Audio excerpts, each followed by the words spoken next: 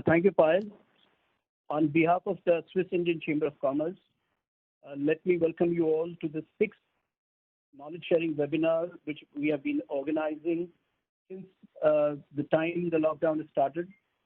And in these challenging times, it's been really the only way where we can connect now is through webinars.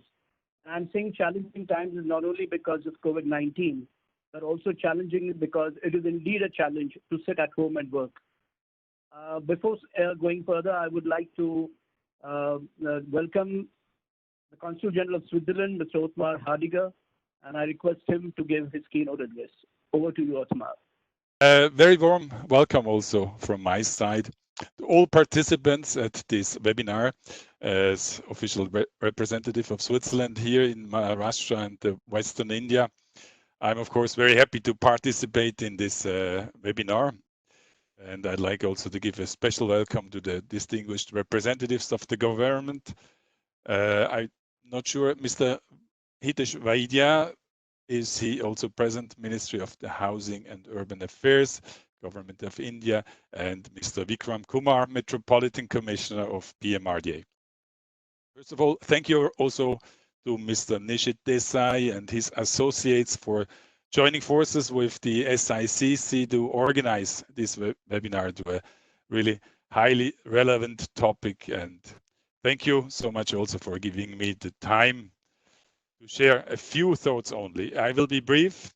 I think it's important to save time also for the real experts in this of this topic, and then for the Q&A with the participants later on. Well, sustainability has been the topic, I would say, before the Corona crisis, and it is far less prominent right now. But in my view, it still requires our full attention. Why? Many aspects are important in my opinion, and I just like to mention a few. Nothing new, but just to remind also the illustrate the impact that we have here.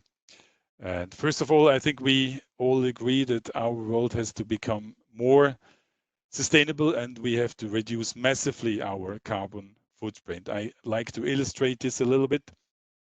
Recently, a report in a reputed Swiss newspaper development. There are plenty of definitions of what the smart city really is. And I must say I like this following a very short version, which says, a developed urban area that creates sustainable economic development and high quality of life by excelling in multiple key areas like economy, mobility, environment, people, living, and government. Just to show a little bit the extension what smart city can be or should mean. So what generally what benefits we could expect from a smart city? In my view, first of all, of course, is what has been mentioned by Mr. Desai just before, is an enormous gain of efficiency. I mean, efficiency because we have integrated efficient public transports, we decongest the cities, so we save energy, and of course we use much more renewable energies than we use now. And of course we will have energy efficient and smart buildings.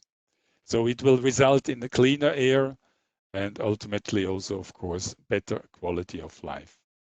It's practically what we experience a little bit in recent weeks. Here the Mumbaikers will agree that the skies have rarely been as blue and the air as good as in the last couple of weeks. Obviously forced to by the lockdown. So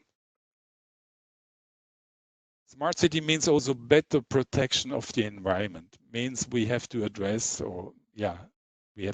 issues like also waste problem, wastewater, waste in general. Use the waste for generating new and renewable energy. And also what's very important for me when talking about smart city is the innovation factor. I think smart, sustainable cities are drivers for innovation. It's an important point also that we have seen and learned also in countries like Switzerland and in Europe in general. Smart cities generate new innovation, bring new companies, new ideas, and new processes that are very important to bring forward this issue of sustainable cities and sustainable economies. Then, last but not least, I have to mention this also as a representative of the government. We need to fulfill the commitments like all UN member countries for the SDGs, the Sustainable Development Goals. And as we all know, these 17 goals have been set, and all the UN member countries have committed to this. And this should create, in fact, a healthy balance of the 3 dimensions of social, economic, and ecological development. That puts it all a bit what smart cities and sustainable development is all about.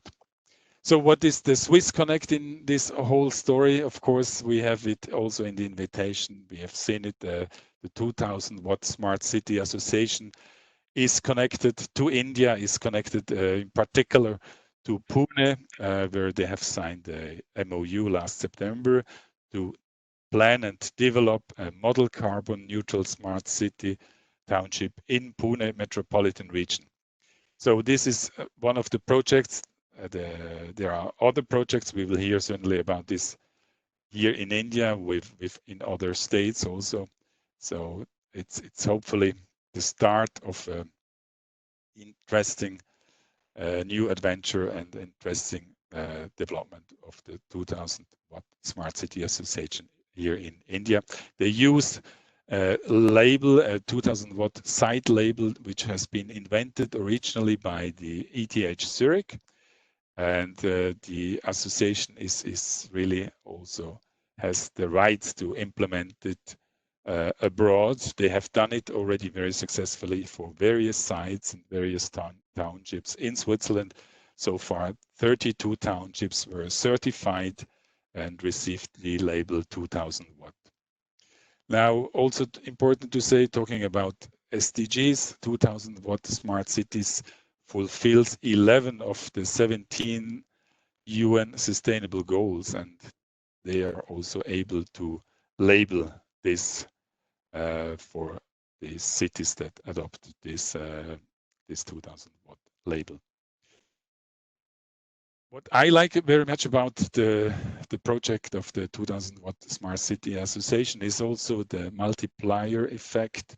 It's important, and also that's the plan to scale up this Pune project. As I said, there is a first township in which shall be implemented, but the aim is really that it can be replicated and multiplied later on. We support from, and that's why I'm also very happy that we have today in the panel Mrs. Alicia Montoya from Swiss Re as one of the company that is very nicely positioned also to help and support such projects here in India. As I said, I want to be brief, ladies and gentlemen, and I just like to say also that it's important that no country, also not Switzerland, has the right to teach any lesson on sustainability. We all know that we have to do our own homework and to fulfill the SDGs and also to become more sustainable. And I'm deeply convinced, however, that we have to share knowledge and expertise among the countries. And I think Switzerland is ready here and is very eager also to bring in expertise from Switzerland to India, that we ultimately will reach our goals with the SDGs, but also to reach our goals to promote and develop the economy, to develop the country here in India. I would say our children and grandchildren will measure us by what we have done for the environment and the sustainable development of this world. And in that sense, I hope we will go a step forward and thank you very much for the time to address you here. Thanks.